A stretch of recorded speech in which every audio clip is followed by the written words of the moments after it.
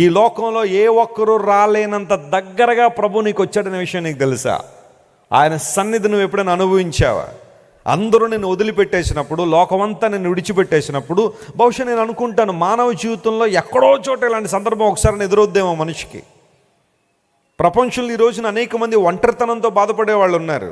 ఈ ఒంటరితనంతో బాధపడే వ్యక్తుల్ని 2 కేటగిరీలు చేస్తే, ఒకళ్ళు నిజంగా వాళ్ళ చుట్టూ ఎవరూ లేక, కొంతమంది ఉత్తరాలు రాస్తుంటారు, వెసలన్నా నేను సౌదీ అరేబియా వచ్చేసానన్న పని కోసం, ఇక్కడ ఎవ్వరు లేరన్నా, తెలుగు వాళ్ళే లేరన్న, ఇక్కడ అందరూ రకరకాల భాషలు మాట్లాడేవారు, నేను ఒక్కడనే అన్నా, అసలు ఏమీ నాకు అర్థం కావట్లేదన్నా, బాగా లోన్లీగా ఉన్నానన్నా అని కొంతమంది ఉత్తరాలు రాస్తూ ఉంటారు. అదొకలాంటి ఒంటరితనం. అయితే అందరూ ఉండి కూడా, భార్య ఉంటుంది, పిల్లలు ఉంటారు, తల్లిదండ్రులు ఉంటారు, బంధువులు ఉంటారు, ఆ వీధంతా వాళ్ళ బంధువులే, కానీ ఎక్కడో లోపల ఫీలింగ్ చాలా మందిలో ఒంటరితనం, ఎవరితోనో అన్ని భావాలు పంచుకోలేని ఒంటరితనం, తమ యొక్క హృదయాన్ని విప్పి తమ మనస్సును తెరిచి మాట్లాడలేని ఒంటరితనం.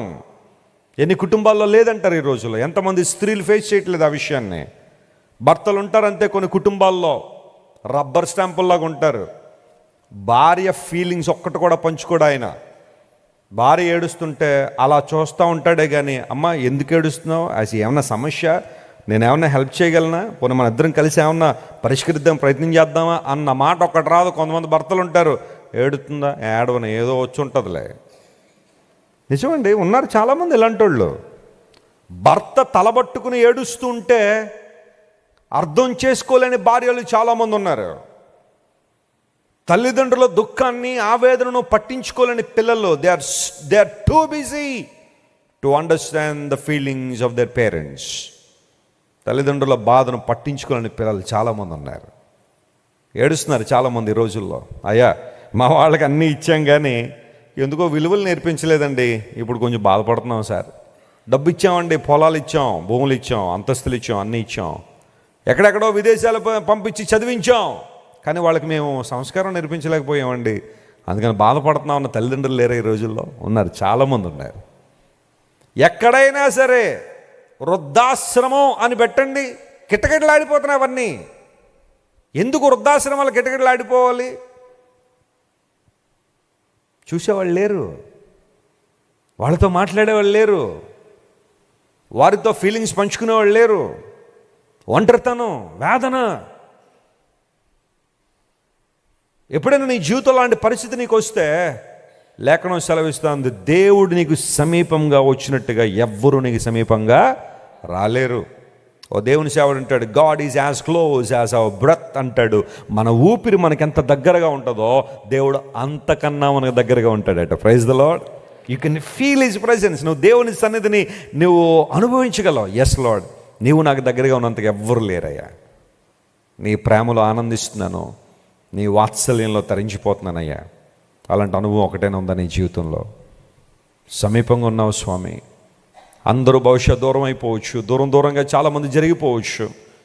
అన్నీ బాగున్నప్పుడు అందరి దగ్గరగా వచ్చే అవకాశాలు ఉండొచ్చు. నీకు డబ్బు ఉన్నప్పుడు, అందం ఉన్నప్పుడు, సౌఖ్యం ఉన్నప్పుడు, నీవు 2 చేతుల డబ్బులు సంపాదిస్తున్నప్పుడు అందరూ బహుశా నేను ప్రేమించొచ్చేమో. కానీ ఒకసారి ఆ సంపదను కోల్పోతే, ఆరోగ్యం కోల్పోతే, ఆ సొగసు కోల్పోతే, ఆ రూపంలో ఉన్న అందం కోల్పోతే ఎవరు వస్తున్నారండి దగ్గరికి?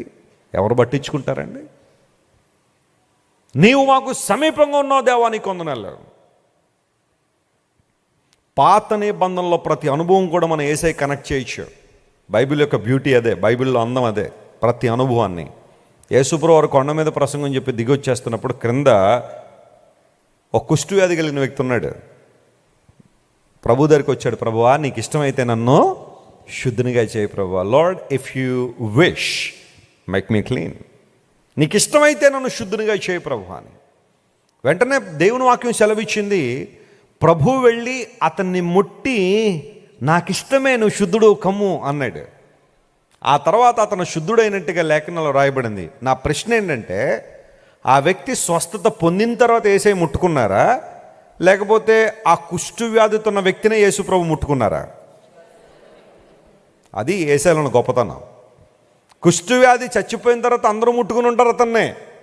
అప్పటిదాకా దూరం పెట్టేసిన భార్య, ఏమండి స్వస్థ వచ్చిందా, మరి రండి అని దగ్గరికి పిలిచిండేదేమో.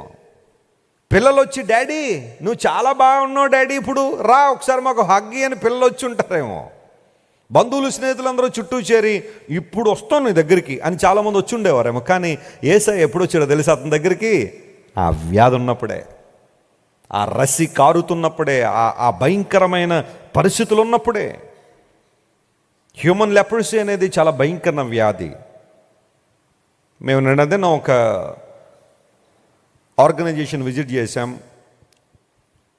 ఆ సంస్థలోని వారు ఆ హ్యూమన్ లెప్రసీతో బాధపడుతున్న వారికి సేవ చేస్తారు. ఆ డైరెక్టర్ గారితో మాట్లాడుతున్నాను నేను. మాట్లాడుతూ ఎలాంటి సేవ చేస్తుంటారంటే, కుష్ఠవ్యాధిగ్రస్తులు ఎవరైతే ఉంటారో, ఆ వ్యాధి వచ్చిన వాళ్ళు, వారి యొక్క పరిస్థితులు వివరిస్తుంటే నా కళ్ళం నీళ్ళు వచ్చేస్తున్నాయి. కొన్నిసార్లు మనకున్న ఆరోగ్యాలు, మనకున్న పరిస్థితిని చాలా తక్కువగా అంచనా వేస్తూ ఉంటాం మనం. ఆ వ్యాధి వచ్చిన వాళ్ళకంట కొన్ని సందర్భాల్లో కళ్ళు కూడా మూతలు పడవంట. కళ్ళు కూడా మూతలు పడకపోతే కళ్ళు తెరిచి నిద్రపోతారంట వాళ్ళు. ఆ కన్నురెప్ప వేయడానికి కూడా అవకాశం ఉండదు.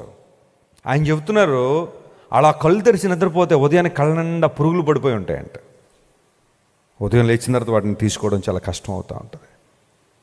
చక్కగా కళ్ళు మూసుకుని నిద్రపోతున్నామంటే ఎంత గొప్ప ఆధిక్యత అండి అది. చాలామంది ప్రపంచంలో కళ్ళు మూసుకోవడానికి కూడా అవకాశం లేక కళ్ళు తెరిచి నిద్రపోతే ఆ పురుగులు చిన్న చిన్న అన్ని కళ్ళల్లో పడిపోయి మార్నింగ్ లేచేసరికి ఒకలాంటి భయంకరమైన పరిస్థితి. అలాంటి వాళ్ళకి వీరు ఆపరేషన్ చేస్తారట. ఆ లోపల ఉన్న నరాలు ఎక్కడైతే ఇబ్బంది పడుతున్నాయో వాటిని సరిచేసి ఆ కన్ను రెప్పలు పడేలా సహాయం చేస్తామండి.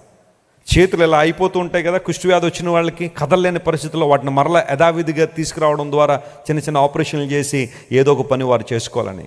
కాళ్ళు అలా భూమి మీద నిలబడడానికి అవకాశం ఉండదు. అలా కాళ్ళు అలా వంకరలు ఇరిగిపోతూ ఉంటాయి.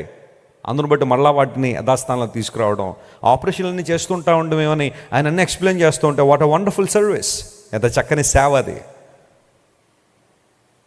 అలాంటి వాళ్ళని చూడడానికే కొన్నిసార్లు మనకి ఇష్టం ఉండకపోవచ్చు, దగ్గరికి వెళ్ళడానికి చాలా ఇష్టం ఉండవచ్చు. మనం వేసే ₹10 3 అడుగుల దూరం నుండి, అమ్మ పట్టుకో కింద పెట్టమ్మా డబ్బా అని చెప్పి 3 అడుగుల దూరం నుండి ₹10 వేయడానికి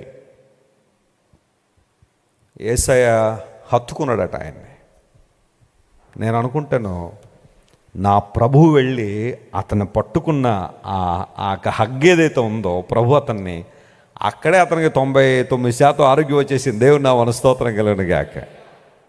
ఆ ప్రేమ, అభిమానం. అప్పటిదాకా చిదరించబడ్డాడేమో, నువ్వు పాళెం వెలుపల ఉండాలయా, నువ్వు లోపల రావడానికి వీల్లేదని అందరి చేత చిదరించబడి ఇలాంటి సమస్యలన్నిటితో బాధపడుతున్న ఆ వ్యక్తిని యేసయ్య ఒక్కసారి ముట్టుకుని అనే మాట ఉంది. కానీ నాకు అర్థమయ్యేదైతే యేసయ్య కేవలం అలా అలా టచ్ చేసి వెళ్ళిపోలేదు. ఆయన హీ హగ్డ్ హిమ్, కౌగిలించుకున్నాడు. ఆ కౌగిలింతలోనే ఏమొచ్చేసింది? స్వస్థత. నీవు మాకు సమీపంగా ఉన్నావని. ఈరోజు నీకున్న దౌర్భాగ్యతను బట్టి బహుశా ఎవరు నీ దగ్గరికి రావట్లేదేమో. God is close to you. ఆయన నీకు సమీపంగా ఉన్నాడు. కృంగిపోవద్దు, అధైర్యపడదు.